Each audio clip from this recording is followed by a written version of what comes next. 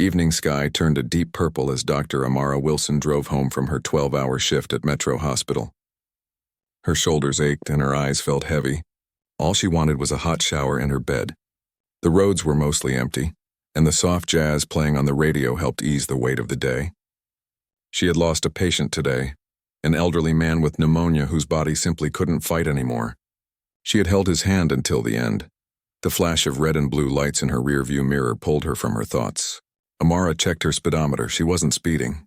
She signaled and pulled over to the shoulder, her heart rate picking up slightly. She had been stopped before for no reason she could figure out, and each time left her with a bad feeling. She turned down the radio and took a deep breath. Just be polite and get through it, she whispered to herself, a mantra she had repeated too many times before. Officer James Harmon sat in his patrol car for nearly a minute before approaching. He'd been on duty for 10 hours straight, responding to 3 domestic violence calls and breaking up a fight outside a bar. His captain had been on his case about meeting quotas, and Harmon was 2 traffic stops short for the day.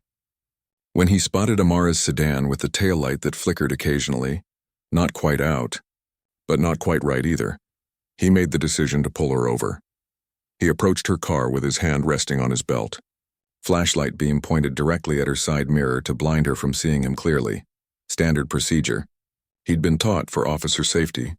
License and registration, he said flatly, not bothering with a greeting. Amara kept both hands on the steering wheel where they could be seen. Good evening, officer. May I ask why I was pulled over? Harmon's jaw tightened. He had been questioned twice already today about his authority, and his patience was wearing thin. Your taillight is defective. License and registration, please. Amara frowned. I had my car inspected just last month. Which taillight? The left one. It's flickering, Harmon said, his tone growing sharper. License and registration now. Of course, Amara said, keeping her voice level. I'm going to reach for my purse to get my wallet. It's on the passenger seat. She moved slowly, feeling the officer's eyes on her every motion. As she reached across, her hospital ID badge caught the beam of his flashlight. He didn't seem to notice or care that she was a doctor. To him, she was just another traffic stop, another quota mark. Amara handed over her license and reached for the glove compartment to get her registration. The officer took a step back, his posture stiffening. My registration is in the glove box, she explained. Move slowly, he ordered. The way he spoke to her, like she was a threat, like she was dangerous, made something in Amara's chest tighten. She had spent the day saving lives, had spent years in medical school and residency learning to heal people, only to be treated like a criminal for driving home from work. She retrieved her registration and handed it over. The officer took it and walked back to his patrol car, leaving her sitting there with her heart pounding against her ribs. Through her rearview mirror, she could see him typing on his computer. 5 minutes passed. 10. The longer she sat there, the more her initial nervousness gave way to frustration. She had patients to see early the next morning. She needed rest. When Officer Harmon finally returned, his face seemed harder somehow. Step out of the vehicle, ma'am. Amara blinked in surprise.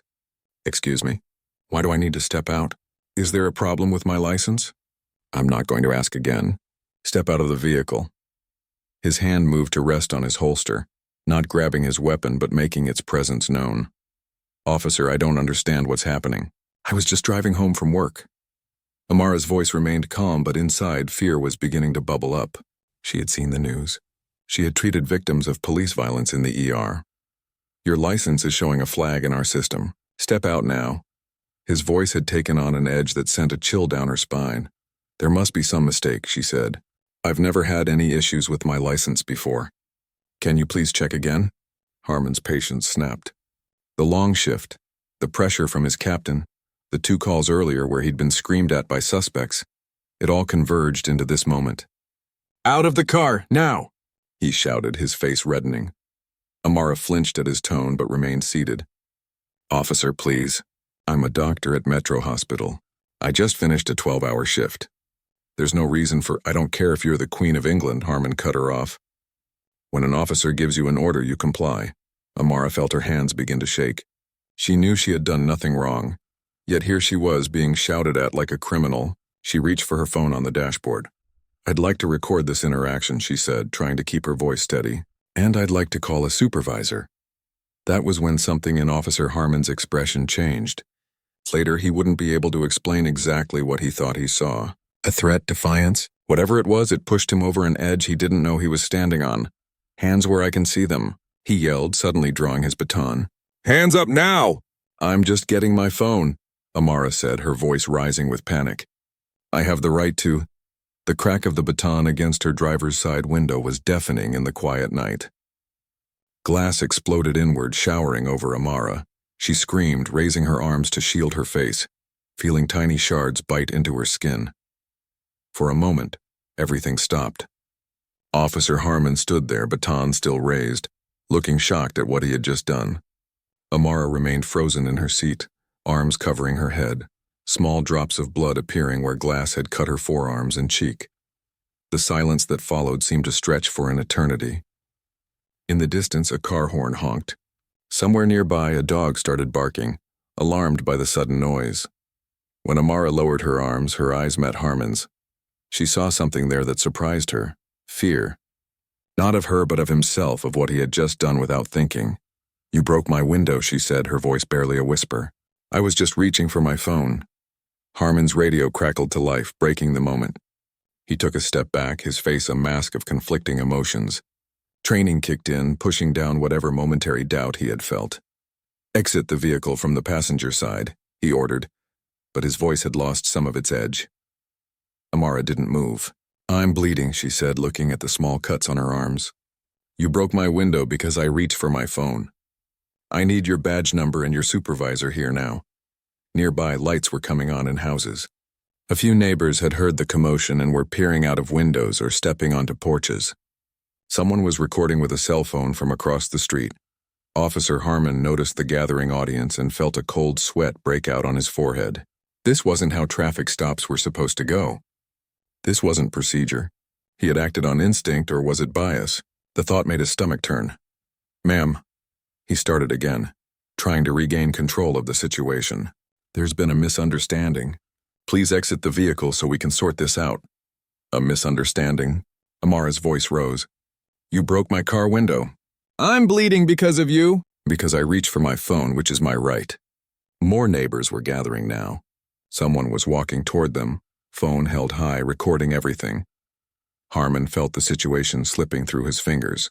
His training hadn't prepared him for this, for the moment when he became the threat, when his actions couldn't be justified by procedure or policy. Stay in the vehicle, he said, changing tactics. He stepped back toward his patrol car, intending to call for backup, to get his supervisor on the scene before things escalated further. That was when his radio crackled again, this time with an urgent message that would change everything. All units in the vicinity of Pine and Oakwood. We have a child struck by a vehicle, unconscious, not breathing. Ambulance en route, ETA 8 minutes. Any medical personnel in the area, please respond immediately. Repeat, child struck by vehicle at Pine and Oakwood. Harmon froze, his hand on his radio. Pine and Oakwood was just 2 blocks away. 8 minutes for an ambulance. For a child who wasn't breathing, that would be too late. He turned back toward Amara and for the first time, really saw the hospital scrubs beneath her open coat, the stethoscope still hanging around her neck, the ID badge clipped to her pocket that identified her as Dr. Amara Wilson, emergency medicine. Their eyes met again, and in that moment, everything changed for 3 heartbeats. Officer Harmon and Dr. Amara Wilson stared at each other through the shattered window. Glass sparkled on her lap, tiny shards catching the flashing blue and red lights. The radio call about the injured child hung in the air between them. You're a doctor?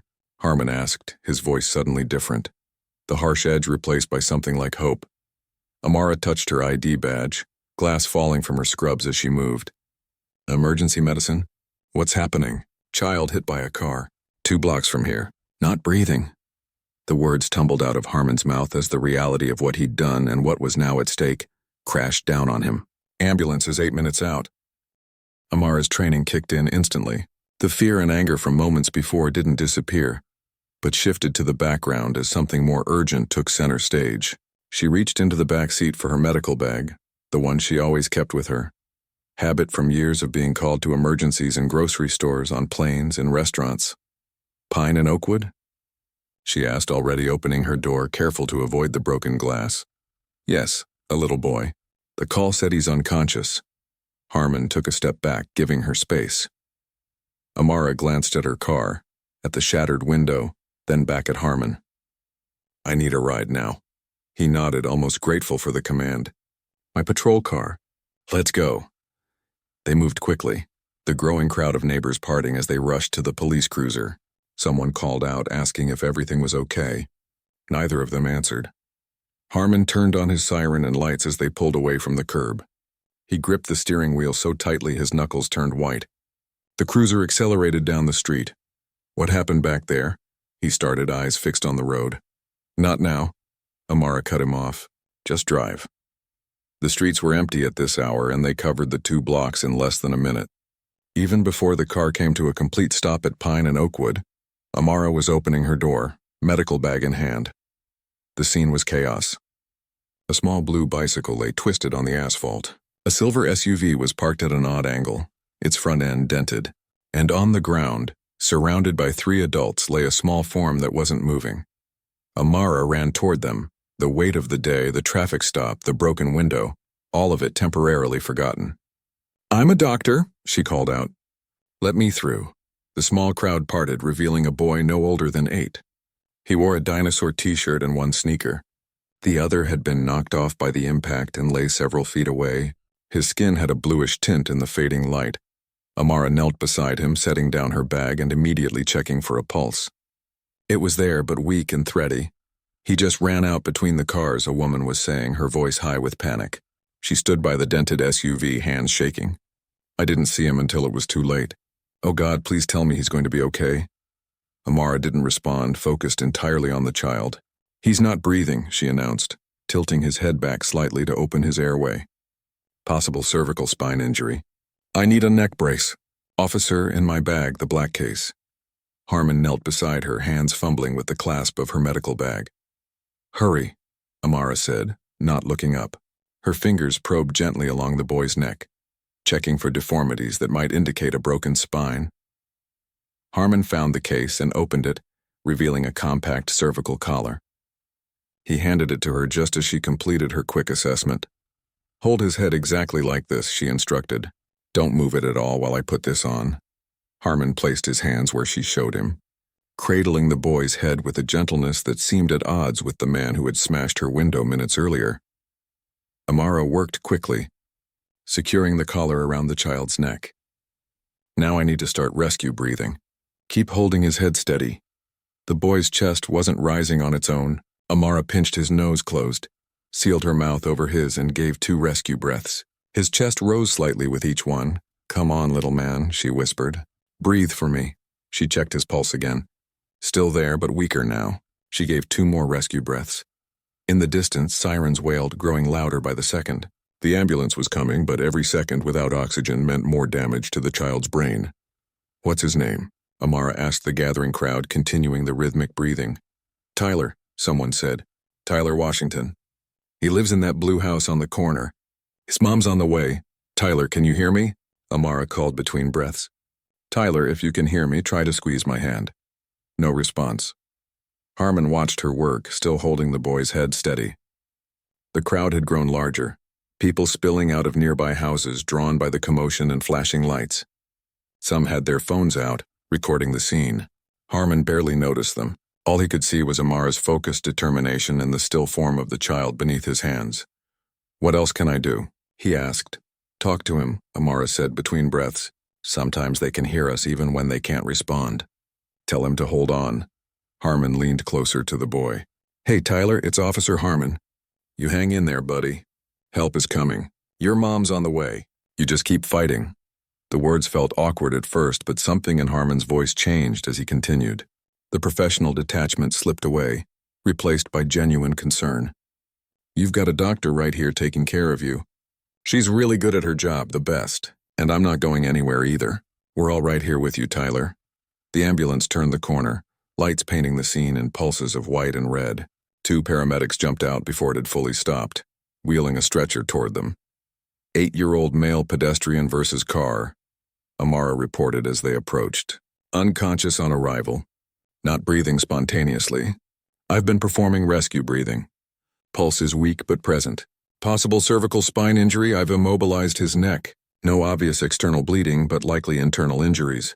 I'm Dr. Wilson from Metro Emergency.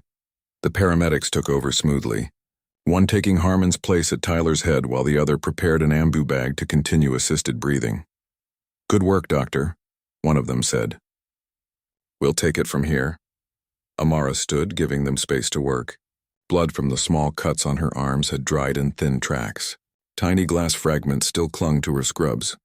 She watched as they carefully moved Tyler onto a backboard, then to the stretcher, never interrupting the flow of oxygen to his lungs. A woman ran toward them from the direction of the blue house on the corner, her face twisted in fear. Tyler, that's my baby. Tyler. Harmon intercepted her before she could reach the stretcher. Ms. Washington? Your son is being cared for. These paramedics are going to take him to the hospital now. Is he? She couldn't finish the question, her eyes fixed on her son's still form. He's alive, Harmon assured her. Dr. Wilson here has been helping him breathe. The ambulance just arrived. Ms. Washington looked at Amara, taking in the hospital scrubs, the dried blood on her arms, the glass still glittering in her hair. Thank you, she whispered. Oh God, thank you. They'll take him to Metro, Amara said gently. That's where I work. He'll get the best care possible there. I need to go with him, Ms. Washington said, already moving toward the ambulance. Of course, one of the paramedics replied. You can ride with us. They loaded Tyler into the ambulance, his mother climbing in behind them. The doors closed and the vehicle pulled away, siren wailing once more. The crowd began to disperse, the excitement over. A few people lingered, still recording with their phones. Only now did Harmon become aware of how many people had witnessed the scene, and how many of those same people might have seen or heard about what had happened just blocks away, at Amara's car. He turned to face her, the weight of his actions settling back on his shoulders now that the immediate crisis had passed. Amara stood very still, watching the ambulance disappear around a corner. The adrenaline that had carried her through the last few minutes began to ebb, leaving behind exhaustion and a renewed awareness of the stinging cuts on her arms and face. You saved his life, Harmon said quietly. Amara looked at him, really looked at him, for the first time since they'd arrived at the accident scene. We don't know that yet. He still wasn't breathing on his own when they left. But he had a pulse, and he had you. Harmon paused, struggling to find the right words. What I did back there at your car, there's no excuse for it.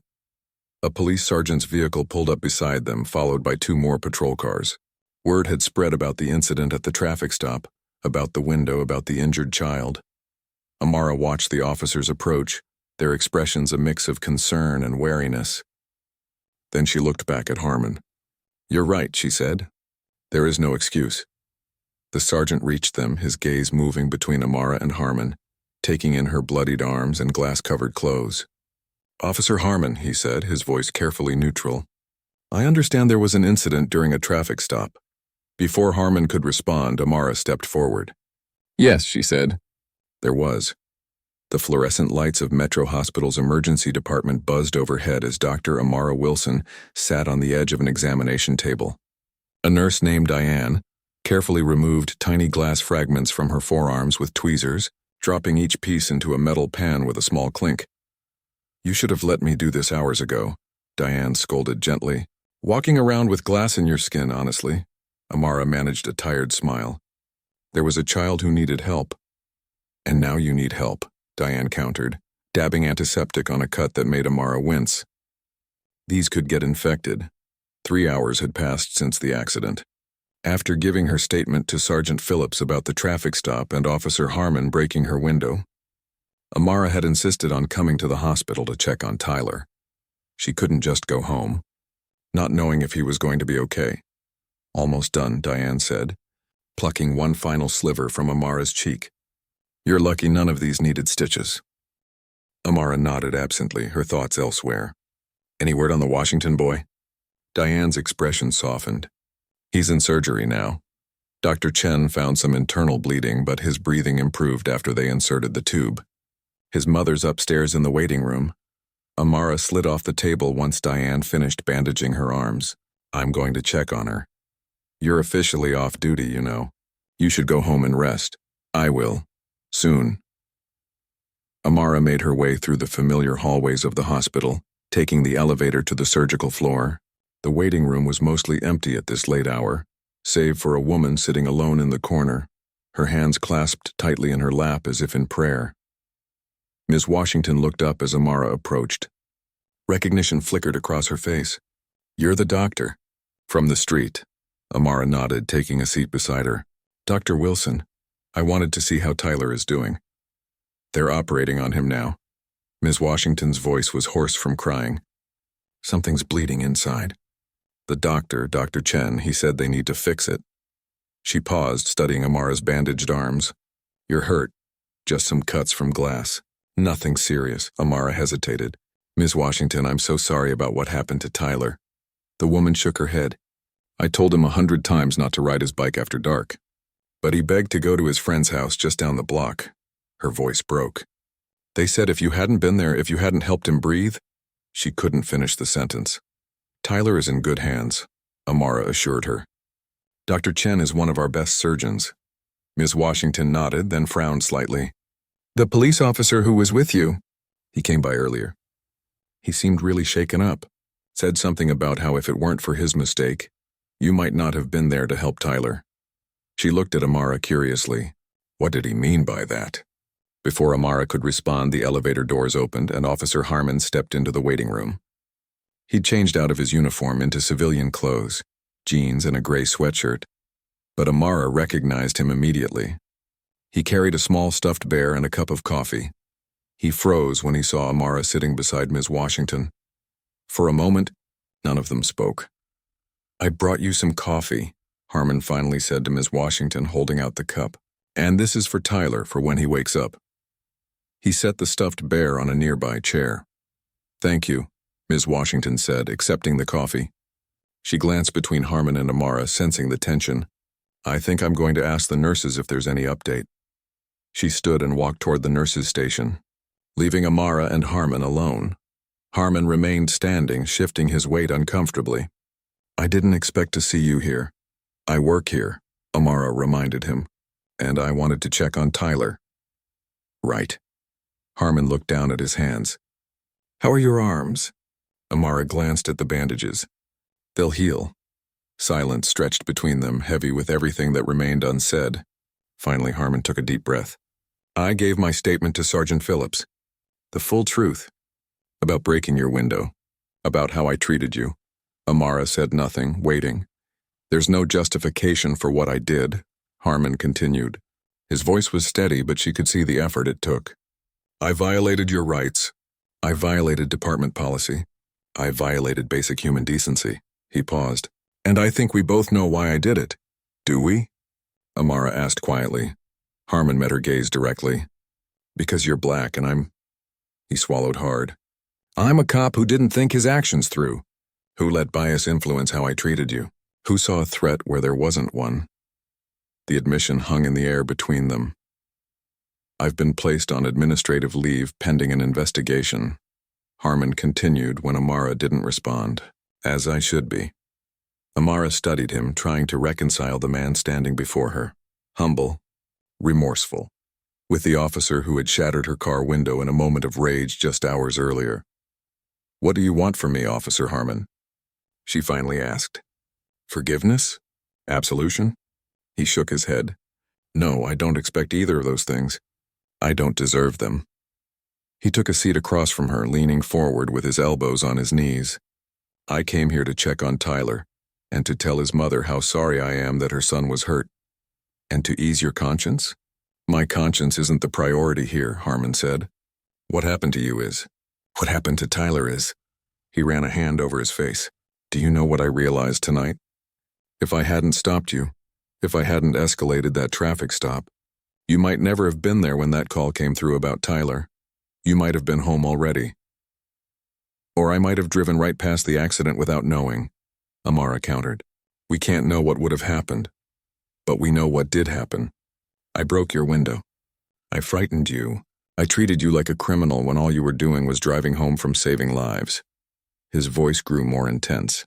"And then, despite all that, you still jumped into action to save that boy. You still worked alongside me like nothing had happened because a child needed help. Amara looked away, uncomfortable with his admiration. That's my job. No, Harmon said firmly. Your job ended when your shift at the hospital ended. What you did was above and beyond. It was, he seemed to search for the right word, humbling. Before Amara could respond, Ms. Washington returned, her face transformed with relief. They just called down. The surgery is going well. They've stopped the bleeding and they think, she had to pause to steady her voice, they think he's going to be okay. Both Amara and Harmon released breaths they hadn't realized they were holding. That's wonderful news, Amara said. Genuinely relieved. Ms. Washington nodded, then turned to Harmon. Officer, could I talk to you for a moment? About what happens with the driver who hit Tyler. As they stepped away to talk, Amara checked her phone. It was nearly midnight. She had been awake for over 20 hours. Every muscle in her body ached and the cuts on her arms stung beneath their bandages. She needed to go home, to sleep, to process everything that had happened. She stood and gathered her things, intending to slip away without another conversation with Harmon. But as she headed toward the elevator, he caught up to her. Dr. Wilson, wait. He reached out as if to touch her arm, then seemed to think better of it. Please, just one more minute. Amara stopped, turning to face him. I'm very tired, Officer Harmon, I know. I'll be quick. He took a deep breath. I want to make this right. Not just with the department, but with you personally. Your car window, the trauma I caused you, I'm going to fix that. And whatever else you need. Amara regarded him skeptically. You think you can fix this with money? With a new car window? No, he said immediately. No, I don't think that. But it's a start. A practical thing I can do while I work on the harder things. The deeper things, Amara repeated. Like examining why you saw me as a threat? Like confronting the biases that made you escalate a routine traffic stop into violence? Harmon didn't flinch from her words. Yes, exactly that. The elevator arrived with a soft ding. Amara hesitated, then held the door. You know, most people in your position would be thinking about how to save their job right now. About how to minimize what happened. I'm not most people, Harmon said. At least I don't want to be. Not anymore. Something in his tone made Amara pause. She studied him. The circles under his eyes, the genuine remorse in his expression, the way he stood straight and accepted her judgment without excuses. Tyler's going to be in recovery for a while, she said finally. Room 412 most likely. Visiting hours start at 10 tomorrow. Harmon nodded slowly, understanding her implicit suggestion. I'll be there. Good, Amara said as the elevator doors began to close between them. Because actions speak louder than apologies, Officer Harmon. James, he corrected her quietly. My name is James. The last thing Amara saw before the doors closed completely was the look on his face. Vulnerable, determined, and for the first time that night, hopeful. 3 days had passed since the night of broken glass and sirens. Amara sat in Chief Rodriguez's office at the police station, a cup of untouched coffee cooling on the desk before her. Across from her, the chief leaned back in his chair, his expression grave as he finished reviewing her statement. Dr. Wilson, I want to personally apologize for what happened during your interaction with Officer Harmon. Chief Rodriguez set the papers down and looked her directly in the eyes. His actions were completely unacceptable and do not reflect the standards we strive to uphold in this department. Amara nodded, her face carefully neutral. The bandages on her arms had been replaced with smaller ones, but the cut still stung when she moved too quickly. I understand Officer Harmon has been placed on administrative leave, she said. Yes, and there will be a full investigation. The chief paused, choosing his words carefully. I've known James Harmon for 6 years. He's never had a complaint of excessive force before this incident. That you know of, Amara said quietly. The chief didn't argue the point. You'd be within your rights to press charges. To sue the department. No one would blame you. Amara had been thinking about this decision since that night. Her brother, a civil rights attorney in Atlanta, had already offered to fly in and represent her. Her parents had called, upset and angry, wanting her to pursue every legal option available. I haven't decided what I'm going to do yet, she said, but I do know that whatever happens needs to be more than just punishing Officer Harmon. This is about something bigger than one traffic stop gone wrong. I agree, the chief said, surprising her, which is why I'd like to discuss another option with you. He outlined a proposal, a new training program for the department, focused on de-escalation techniques and addressing implicit bias. and he wanted Amara to help design it. You want me to work with the same department that broke my car window and cut up my arms? Amara asked, incredulous. I want you to help us do better, the chief replied. So what happened to you doesn't happen to someone else. Someone who might not be a doctor, who might not be able to fight back legally, who might end up with worse than cuts on their arms. Amara didn't respond immediately. She thought of the patients she'd treated in the ER, people who had been on the receiving end of violence, some of it at the hands of those sworn to protect. I'll think about it, she finally said. That's all I can promise right now. After leaving the police station, Amara drove to the hospital. Though she wasn't scheduled to work, she had promised to check on Tyler. The new window in her car, installed and paid for by Officer Harmon, as promised, gleamed in the afternoon sunlight. As she walked through the hospital's main entrance, her phone buzzed with a text message. It was from an unknown number. Dr. Wilson, it's James Harmon. The chief gave me your number. I know I'm the last person you want to hear from, but there's something important I need to discuss with you. Would you be willing to meet? Amara stared at the message, fingers hovering over the keyboard. After a moment, she typed, I'm at Metro checking on Tyler, room 412. His response came quickly. I'm actually here too, in the cafeteria. May I come up? She sent back a simple yes and continued to the elevators. When she reached Tyler's room, she found the boy sitting up in bed, color returned to his cheeks, playing a video game on a tablet while his mother dozed in a chair beside him. He looked up when Amara entered and gave her a shy smile. Hi, Dr. Wilson, he said. Mom said you helped save my life. Amara smiled back, moving to check his vital signs displayed on the monitor beside his bed. How are you feeling today? Better. My stomach still hurts where they did the operation, but Dr. Chen said I can go home tomorrow maybe. That's great news. She glanced at Ms. Washington, who was stirring from her nap. Your mom must be relieved. She won't stop crying happy tears, Tyler confided. And she says I'm grounded from my bike until I'm 30. Amara laughed.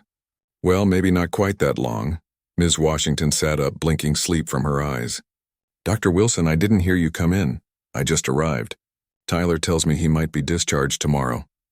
If his labs come back clear, yes, Ms. Washington confirmed.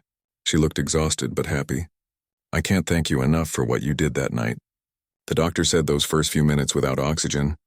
She shuddered. Well, we might be having a very different conversation now.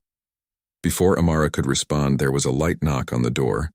James Harmon stood in the doorway, no longer the intimidating officer from that night. In jeans and a button-down shirt, a small bouquet of colorful flowers in his hand, he looked almost like a different person. I hope I'm not interrupting, he said. Tyler's face lit up. Officer James. You came back. I promised I would, didn't I? James smiled, entering the room. And I see you're doing much better today. Look what Officer James brought me yesterday, Tyler said to Amara, pointing to a model police car on his bedside table. It's just like his real one, except without the broken light. Amara raised an eyebrow at James, who had the grace to look embarrassed. Tyler, why don't we let you rest for a bit? Ms. Washington suggested, recognizing the tension in the room. Dr. Wilson and Officer Harmon probably need to talk. Aw, Mom, Tyler protested, but was distracted when his tablet chimed with a notification from his game. Amara and James stepped into the hallway, walking toward a small waiting area that was currently empty. He seems to like you, Amara observed. James set the flowers down on a table. Kids are good at seeing the best in people, I guess. He took a deep breath. Thank you for agreeing to meet with me. Amara took a seat, gesturing for him to do the same. What did you want to discuss? Chief Rodriguez told me about his proposal. The training program. James sat across from her. I think it's a good idea, but I also think it's not enough. Oh? Amara was surprised by his response. The department needs structural change, not just a training seminar that officers will sit through and then forget. James leaned forward. I've been doing a lot of thinking these past few days. About my actions. About the system I'm part of. And what conclusions have you reached? That I can't change what happened that night, but I can change what happens going forward. He met her gaze steadily. I'm not resigning if that's what you're thinking. I believe there are good cops who want to serve their communities the right way. I want to be one of them. But I need to be part of the solution, not the problem. Amara studied him, trying to gauge his sincerity. And how do you propose to do that?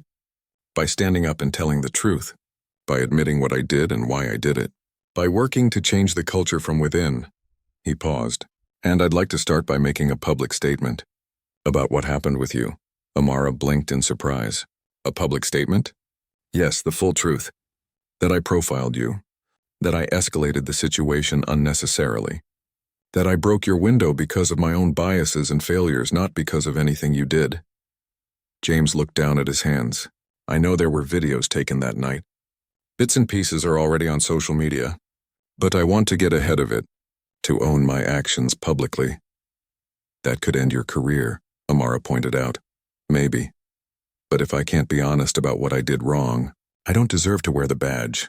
The conviction in his voice gave Amara pause. She had expected excuses, maybe even legal threats to keep her quiet. Not this, why are you telling me this? Because it's your story too, James said simply. And because I won't do it if you object. If you want to pursue legal action against me, against the department, that's your right. I won't do anything to interfere with that. Amara was silent for a long moment, considering. She thought about Chief Rodriguez's proposal. About Tyler, now playing video games instead of fighting for his life. About the cuts on her arms that would eventually heal, leaving scars to remind her of that night. What would this public statement look like? She finally asked. A press conference. Me telling exactly what happened. No sugarcoating, no excuses. Just the truth. James hesitated. And I'd like to announce a community initiative. A series of forums where citizens can speak directly to officers about their experiences and concerns. Where we listen instead of defend. And you think the department will support this? The chief will. He knows we need to rebuild trust. As for the rest, and James shrugged, some will resist. Change is hard, but it has to start somewhere. Amara thought about her own profession, about the times she'd seen doctors resist acknowledging mistakes out of fear of lawsuits or damaged reputations, how that silence sometimes cost lives. If I agree to this, she said slowly, I'd want to be involved in those community forums, to make sure they're more than just talk. Hope flickered across James's face. You would? I'm not saying I forgive you, Amara clarified. What you did was wrong on multiple levels. But I do believe in second chances, and in doing what's right for the community, not just for myself. James nodded, accepting her terms without argument. Thank you. Don't thank me yet, Amara warned. This won't be easy. For either of us. I know. James managed a small smile. But Tyler's going to be okay. That's something good that came out of all this. Amara glanced toward the boy's room. Yes, it is. An announcement came over the hospital PA system, calling for a doctor to report to the ER. The familiar sound reminded Amara of her purpose, of why she became a doctor in the first place, to help people when they needed it most. Maybe, she thought, looking at James Harmon's determined face, that purpose could extend beyond the hospital walls. I have conditions, she said, for this press conference and the forums that follow. James straightened, listening intently. Name them. And as they sat in that quiet corner of the hospital, with the sounds of healing all around them, Amara began to outline a path forward, not just for them, but for a community in need of its own healing. 3 months later, Amara stood at the back of the community center, watching as people filed in for the 4th Neighborhood Forum. The turnout grew larger each time. Tonight, nearly every chair was filled. Police officers in uniform sat scattered throughout the crowd, not grouped together as they had been at the first meeting. Quite a difference from the first forum, isn't it? Chief Rodriguez said, appearing beside her. When we started, the officers sat on one side, community members on the other, like opposing armies. Amara nodded. Progress takes time, but it's happening. The changes of the past 3 months had surprised even her. James Harmon's press conference had made national news, an officer publicly admitting to racial bias, acknowledging his wrongdoing without excuses, and committing to change. Some had called it a publicity stunt. Others saw it as a rare moment of accountability in a system that often protected its own. What followed was less publicized but more meaningful. The creation of the Community Bridge Program, a series of forums where officers and residents could speak honestly about their experiences and concerns. Amara had insisted on trained mediators to facilitate the discussions and on concrete action items after each meeting. Dr. Wilson, a voice called out, and Amara turned to see Tyler Washington hurrying toward her, his mother following behind with a smile. The boy had made a full recovery, his natural energy completely restored. "I got an A on my science project. The one about how lungs work." Amara grinned, giving him a high five. "That's fantastic. I told you all that research would pay off." After his hospital stay, Tyler had developed an interest in medicine. Amara had encouraged it, even bringing him age-appropriate books about the human body and letting him shadow her for an afternoon at the hospital. "Officer James said he's going to hang it up in the station break room," Tyler added proudly. "Speaking of Officer Harmon," Ms. Washington said, glancing around, "is he here tonight?" Tyler wanted to show him the project too. "He should be arriving soon," Amara replied. "He's bringing some of the new cadets from the academy." That had been another outcome of the incident. James had become involved in training new officers, sharing his story as a cautionary tale, and emphasizing the importance of recognizing and addressing bias. As if summoned by their conversation, the community center doors opened and James walked in, accompanied by 6 young cadets in training uniforms. He spotted Amara and Tyler and waved, making his way toward them. "Sorry we're late," he said. "The training session ran over." "Officer James, look." Tyler thrust his science project, a detailed model of the human respiratory system, toward him. James examined it with appropriate admiration. "This is incredible, Tyler. You built this yourself?" As Tyler launched into an explanation of his project, Amara observed James. The change in him over these months had been remarkable. Gone was the defensive, angry officer from that night. In his place stood a man humbled by his mistakes but determined to learn from them, to be better. Their relationship had evolved too. Not friendship exactly, but a kind of cautious respect. They worked together on the community bridge program, sometimes disagreeing but always with the shared goal of creating real change. "We should get started," Chief Rodriguez said, checking his watch. "Amara, would you mind introducing tonight's topic?" Amara nodded, moving toward the front of the room as people took their seats. She stepped up to the microphone, surveying the diverse crowd before her. "Good evening, everyone. Thank you for coming to our 4th Community Bridge Forum. For those who are new tonight, my name is Dr. Amara Wilson. 3 months ago, I was pulled over while driving home from my shift at Metro Hospital." She told the story briefly. The broken window, the fear, the injured child, the aftermath.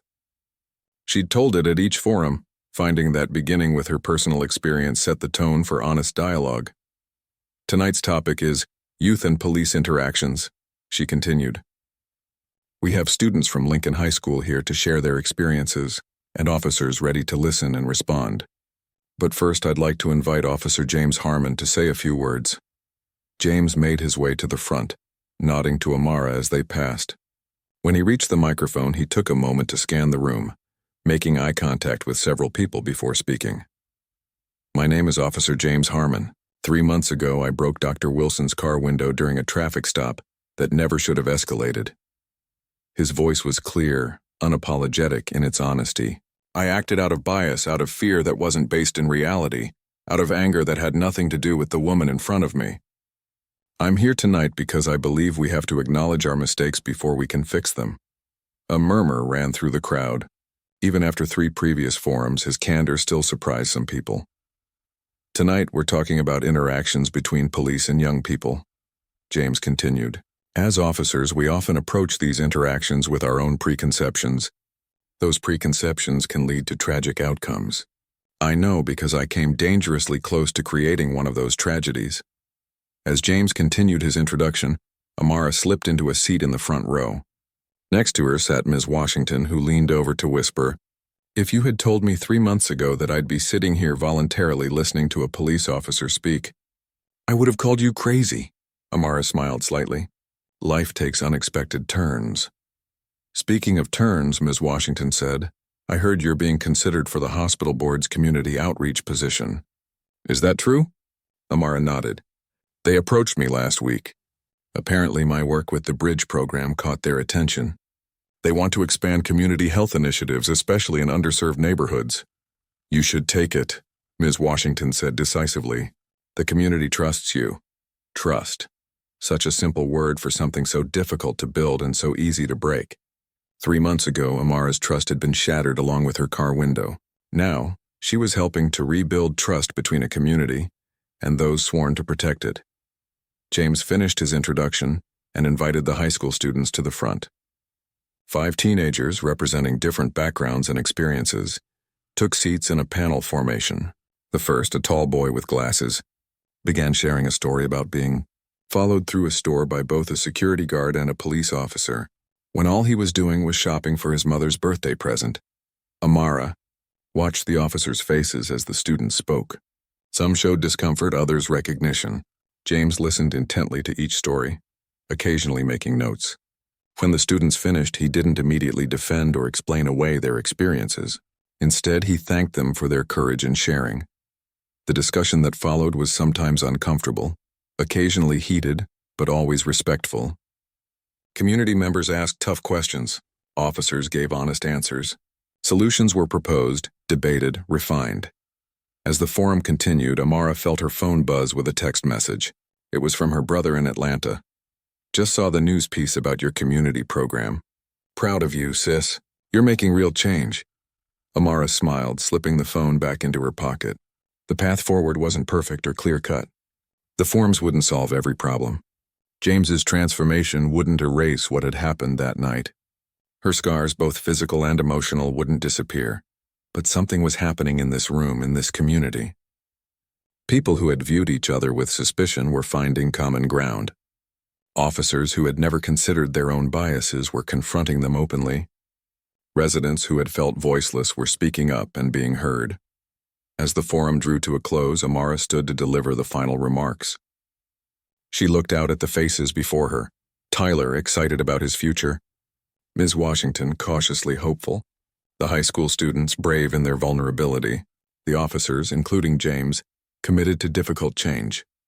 The community members willing to engage despite past hurts. "When I was in medical school," she began, "one of my professors said something I've never forgotten.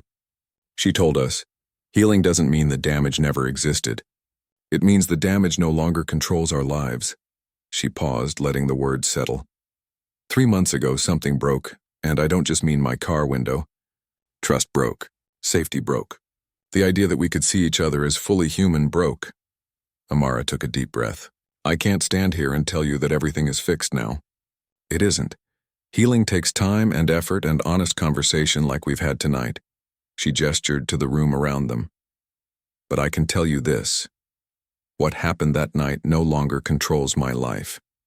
And if we continue this work together, if we listen to each other, if we hold each other accountable, if we commit to change not just in words but in actions, then maybe, just maybe, we can build something stronger than what was broken." As she finished speaking, the room erupted in applause. James caught her eye from across the room and gave her a small nod. Not of friendship exactly, but of respect, of acknowledgement, of commitment to the work ahead. Outside the community center windows, the sun was setting, painting the sky in shades of orange and purple. A new day would come tomorrow, bringing its own challenges. But tonight, in this room, Amara allowed herself to feel something that had been missing since the night of broken glass and sirens. Hope.